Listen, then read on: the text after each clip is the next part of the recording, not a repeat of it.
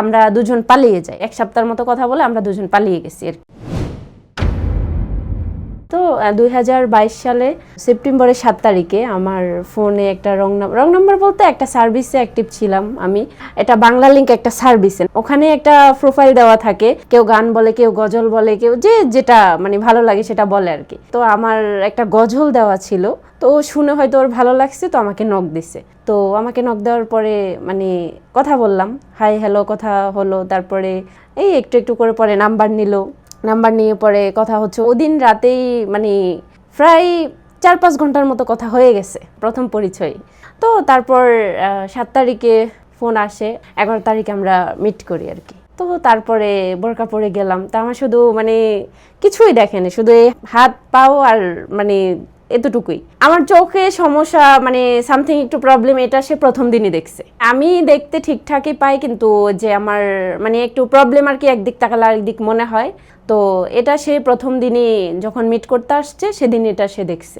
তারপরে হচ্ছে সে বলতেছে আমাকে ভালো লেগে গেছে, সে বিয়ে করতে চায়। তো আমি বললাম যে আসলে মাত্র ফার্স্ট টাইম পরিচয়, এত তাড়াতাড়ি বিয়ের সিদ্ধান্ত আসলে একটু ভেবেচিন্তে নিতে হবে। তো বলছে না, আমি তোমাকে হারাতে চাই না। তারপরে সে আবার সব কিছু বললো যে আমি গরিবের ছেলে, তুমি বড় লোকের মেয়ে, কিংবা তোমার সাথে আসলে যাবে কিনা, ওই সব কিছুই বলছে। তো আমি বলছি আচ্ছা আমি ভেবেচিন্তে জানাবো। তারপর সেদিন আমরা সারাদিন ঘুরলাম, খাওয়া দাওয়া করলাম। তারপর সে আমার বাসায় আমাকে পৌঁছায় দিয়ে সে বাসায় চলে গেছে। তো তারপর বাসায় গিয়ে সে তার আম্মুকে জানাইছে সাথেই যে আমি আজকে একটা মেয়ের সাথে দেখা করে আসছি, ওই মেয়েটাকে আমার ভালো লাগছে, আমি ওকে বিয়ে করব। তারপরে হচ্ছে মানে তার আম্মু বলতেছে না, এটা তো হয় না, হুট করে বিয়ে করবি, তুই এখনো ধরতে গেলে বেকার, পড়াশোনা অবস্থায় আছে আর কি, মেয়ের বাড়ি কোথায়, কি আসে বেশি, মানে সব কিছু জানতে চাইলো। তো সব বলার পরে বললো যে আচ্ছা ঠিক আছে আমি মেয়েকে দেখবো। তো ভিডিও কল দিল, তো তার আম্মু আর তার ভাবি ভিডিও কল আমার সাথে কথা বলছে। তো কথা বলার পরে ওকে ফাইন, তাদেরও ভালো লাগছে।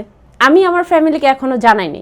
তো তার আম্মু কন্টিনিউ আমার সাথে কথা বলতেছে, আমার নাম্বার নিছে, তারপরে তার ভাবিও কথা বলতেছে, সেও কথা বলতেছে। কিন্তু আপনাকে সেই ভদ্রলোক আপনাকে সরাসরি তেমন ভাবে দেখেও নেই, আপনি তো বোরখা পরিহিত ছিলেন, চোখটা শুধু বের হয়েছিল। হ্যাঁ, তারপরে তারা যখন কন্টিনিউ কথা বলতেছে, তো সে বলতেছে তুমি তোমার ফ্যামিলিকে জানাও।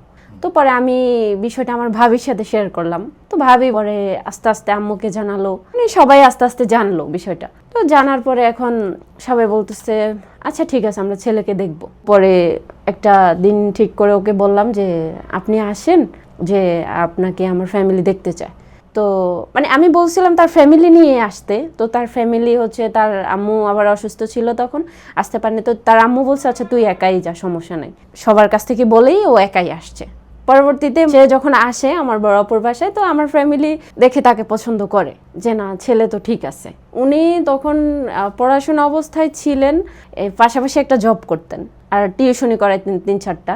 তো তারপর আমার ফ্যামিলি তাকে দেখে পছন্দ করার পরে বলল যে আচ্ছা ঠিক আছে তোমার ফ্যামিলি কি বলে, কিংবা তোমার কি আসে বিষয়, মানে সবকিছু তাকে জিজ্ঞেস করলো, প্রশ্ন করলো তুমি কি করো। তো সেও বলল যে আমি এরকম একটা জব করি, পাশাপাশি টিউশনি করি।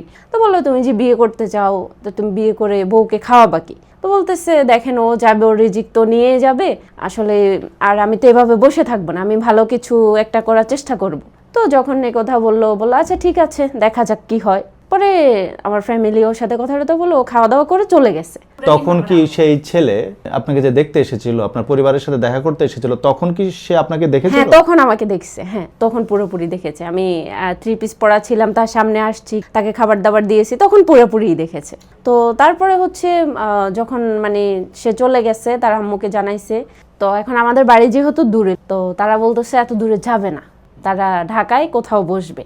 তো পরে আমার ফ্যামিলি ডিসাইড করলো যে তাহলে আমার বড় আপুর বাসায় বসুক। আপনার বড় আপুর বাসা ছিল ঢাকায়? হ্যাঁ ঢাকায়। তো সবকিছু ঠিকঠাক হলো, 20 জনের আয়োজন করলো, একটা বৈঠক হবে, বিয়ের দিনক্ষণ ঠিক করার জন্যই আসবে সবাই। তো 20 জনের আয়োজন করা হয়েছে। তো আমাদের সব কিছু মানে কেনাকাটা, বাজার টাজার করে, রান্নাবান্না করে সবকিছু কমপ্লিট সকালবেলা। এখন সকাল 8টা-9টায় ওরা আসার কথা। যখন ফোন দিয়েছে যে আপনারা কত দূর, এখন ওরা আম্মু বলতেছে যে আমরা তো যাব না। এটা কোনো কথা? তা আপনারা আসবেন না তো কালকেই তো জানাইলে ভালো হতো না? আমরা সবকিছু বাজার টাজার করে, রান্নাবান্না করে সবকিছু কমপ্লিট করে ফেলেছি, এখন আপনারা বলতেছেন আসবেন না, তো এটা তো ঠিক না। তো পরে ওর আম্মু মানে এটা সেটা অনেক মানে কথা বলতেছে। তো তাকে ফোন দিছে, আমার বড় আপু ফোন দিছে। তো বলতেছে কি ব্যাপার, তোমার বাবা মা আসবে না, তোমার ফ্যামিলি আসবে না? তারপরে ও বলতেছে আপু এখন আমি কি করব, আমি আসবো, সমস্যা নাই। 9টা-10টার দিকে সে বলতেছে আচ্ছা আমি আসতেছি, আপনারা মারেন কাটেন যাই করেন আমাকে করেন। এটা হচ্ছে আপনার সেই প্রেমিক বলছে যার সাথে আপনার সম্পর্ক? হ্যাঁ, সে বলতেছে। পরে সে আসছে, সে আসার পরে বলতেছে আমার বাবা মা কাউকে লাগবে না, আপনারা কি আমার হাতে ওকে তুলে দিবেন? আমার পরিবারকেও বলতেছে যে আমার বাবা মা, আমার কেউ, আমার ফ্যামিলি, আমার কিচ্ছু নাই, ধরে নেন আমার কিচ্ছুই নেই, আমি একাই, মানে আমার কাছে কি ওকে দিবেন? তো আমার ফ্যামিলি বলতেছে না, আমরা তোমার কোনো কিছু ছাড়া তোমার হাতে দেব না। তো পরে বলতেছে তুমি কি বলো? আমি বলতেছি না, আমার ফ্যামিলিকে এত বড় অকমানি, মানে সব কিছু আয়োজন করে এখন হচ্ছে আপনার মা আসবে না, আপনারা আসবেন না, তো এটা তো আমার ফ্যামিলি একটা ছোট হয়েছে। তো যেখানে আমার ফ্যামিলি ছোট হয়েছে, মানে আমারও অনেক কষ্ট গেছে এই বিষয়টা নিয়ে। তো পরে আমি বলছি না, তাহলে তো হয় না, আমি আপনার সাথে যোগাযোগ করতে চাই না, আপনি আজকের পর থেকে আমাকে ফোন দিবেন না। তো এটা বলে মানে আমি ওই দিন থেকে তার সাথে যোগাযোগ বাদ দিয়ে দিছি। তো এক পর্যায়ে সে চলে গেছে, পরে ওই দিন রাতেই আমি তার সব কিছু মানে করে দিছি যে আমি তার সাথে যোগাযোগ রাখবো না। এখন আমি টোটালি তার সাথে মানে যোগাযোগ বন্ধ। পরে তার আম্মু পরে আবার ফোন দিছে। তো আমি বলতেছি, কথাটা তো সুন্দর করেই কথা বললাম সালাম দিয়ে। তো বললাম যে কি অবস্থা, কেমন আছেন টাছেন, তাও কেন ফোন দিছেন? তো বললো যে দেখো আমাদের তো ভুল হয়েছে, আমরা যাই করছি আসলে ভুল করে ফেলছি, এটা আমাদের করাটা মানে উচিত হয় নাই, ঠিক হয় না, যাই হোক যেভাবে হয়েছে হয়েছে, এখন তোমাকে একটা কথা বলতাম। আমি বলতেছি কি বলবেন, বলেন। তো বলতেছে দেখো তোমার ফ্যামিলিও লাগবে না, কিছু লাগবে না, আমার ছেলে যেহেতু এত পাগলামি করতেছে, আসলে সে পড়াশোনা করতেছে না, সে বাসায় আসতেছে না, সে কোথায় থাকছে কি করছে কোনো কিছুই জানি না, আসলে তুমি তার সাথে কথা বলো, তারপরে সে কি বলে তুমি শোনো। পরে হচ্ছে যাক আমি মানে তার সাথে পরে আবার কথা বললাম। পরে বলতেছে তুমি আমার সাথে আইসা পড়ো, দেখো তুমি রাগ করো না, আসলে আমি তোমাকে ছাড়া থাকতে পারতেছি না, তোমাকে ছাড়া থাকতে পারবো না, আমি তোমাকেই চাই, যা কিছু হোক, তোমার ফ্যামিলি আমার ফ্যামিলি বাদ দাও, তুমি আমাকে কথা দিছিলে না যে তুমি আমাকে ছাড়া কখনো যাবা না, তাহলে এখন কেন তুমি এরকম করতেছো? আমরা দুজন পালিয়ে যাই। পর্যায়ে কথাবার্তা হয়ে 1 সপ্তাহের মতো কথা বলে আমরা দুজন পালিয়ে গেছি আর কি। 2023 নভেম্বরের 1 তারিখে আমাদের বিয়ে হয়। আমরা পালিয়ে চলে গেছি। তো কাজী অফিসে গিয়ে বিয়ে করছি। বিয়ে করার পরে সে বাসা নিছে, নিয়ে ফাইনালি আমরা ওই বাসায় উঠে পড়ছি। তো ওঠার পরে যাক চলতেছি, পরে তার আম্মু, তার দুলা ভাই, তার ফ্যামিলি পরে আমাদেরকে মেনে নিবে, বলতেছে আমাদেরকে নিয়ে যাবে, এখানে রাখবে না। তো পরে আমাদেরকে নিয়ে নিচ্ছে, 17 দিন ছিলাম আমরা এই বাসায়। তো নিয়ে যাওয়ার পরে বেশ ভালোই চলতেছে, সব কিছুই ঠিকঠাক আছে। আমার ফ্যামিলি তো মানবে না, মানেই না। আমার ফ্যামিলিকে ফোন দিল, তো আমার ফ্যামিলি একদম করে মানে ফেলে দিছে যে আমরা ওকে চিনি না, ওর মতো গেছে, ওর মতো থাকুক, আমাদেরকে ফোন টোন দিবেন না, ও গেছে ওর মতো, ও যেখানে থাকুক ওর মতো ভালো থাকুক, ও আমাদের কিছু না, আমরা ওকে চাই না, দরকার নেই। তো আমার ফ্যামিলি টোটালি না করে দিছে। তারপরে আমি ওই বাড়িতে আসি, ভালোই চলতেছি, আসি, খাচ্ছি, ঘুমাচ্ছি। তো একটা সময় মানে অনেক ভালোবাসা ছিল, সেও অনেক ভালোবাসতো, তার আম্মু আমাকে অনেক ভালোবাসতো, মানে এতটা ভালোবাসতো আমি নিজ হাতে ধরে খাইতে হতো না। তারপরে যখন 3-4 মাস যায়, আস্তে আস্তে আমার উপর মানে নির্যাতন করতে শুরু করে। কারণ হচ্ছে সে হচ্ছে বাহিরে যাবে, তো আমাকে বলতেছিল যে 2.5 লক্ষ টাকা এনে দিতাম আমার বাবার বাড়ি থেকে। আমার ফ্যামিলি আমাকে অ্যাকসেপ্ট করতেছে না, আমার ফোন ধরতেছে না, ওরা আমার সাথে যোগাযোগ রাখতেছে না, আমি টাকাটা কোত্থেকে এনে দেবো? তো তারা বলতেছে যেখান থেকে হোক আমি ওদেরকে 2.5 লক্ষ টাকা এনে দিতেই হবে।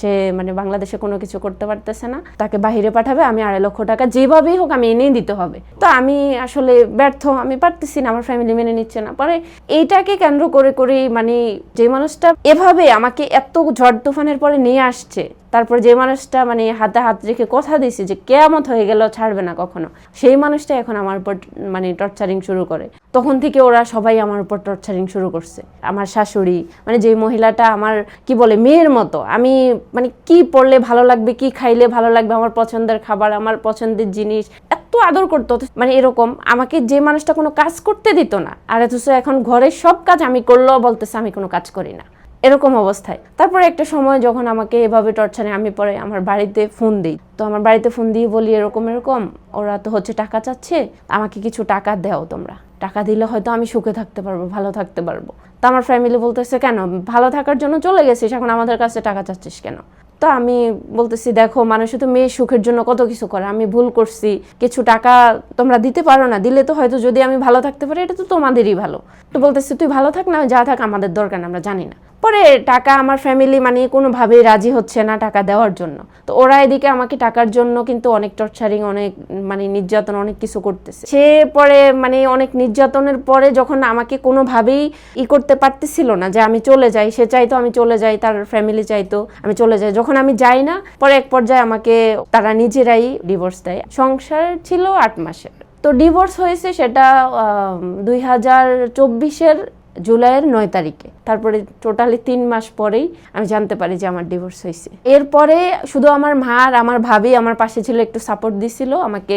পরে তো আছি 1.5-2 বছর ধরে নিজের মতো করে আছি। পরে যখন আমার ফ্যামিলি কোনোভাবে আমাকে রাখবে না, অ্যাকসেপ্ট করবে না, তো আমি নিজে থেকে বের হয়ে যাই, কিংবা মানে তারা রাখবেই না কোনো, এগুলা নিয়ে ঝগড়াঝাটি চলতেছে ফ্যামিলিতে যে আমি ওখানে থাকলে এগুলা নিয়ে ঝগড়া চলে। এখন এই তো নিজের মতো করে আছি আর কি। আসলে এটা ঠিক ছিল না, মানুষ আবেগ বয়সে যা করে আর কি, তখন আসলে চিন্তা ভাবনা করা উচিত ছিল, ফ্যামিলি যেটা চাইছে সেটাই করা উচিত ছিল। হয়তো সেটা আমার ভুল ছিল, এটা পরবর্তীতে আমি বুঝতে পারছি। আমি চাই যে আমি যে ভুলটা করছি ভবিষ্যতে আসলে আমার এই গল্প থেকে যেন মানুষ বুঝতে পারে, শিখতে পারে, কিছুটা জানতে পারে, যেন কোনো বোন আমার মতো এরকম ভুলটা না করে। বাবা মা আসলে কখনো সন্তানের খারাপ চায় না, বাবা মা যেটা বলে সেটাই রাইট, কিন্তু আমরা সন্তানরা ভুল করি। তো আমি চাই যে আমার এই গল্প থেকে যেন মানুষ কিছু শিখতে পারে, আর যেন এরকম ভুল কেউ না করে, আমি এটাই চাই।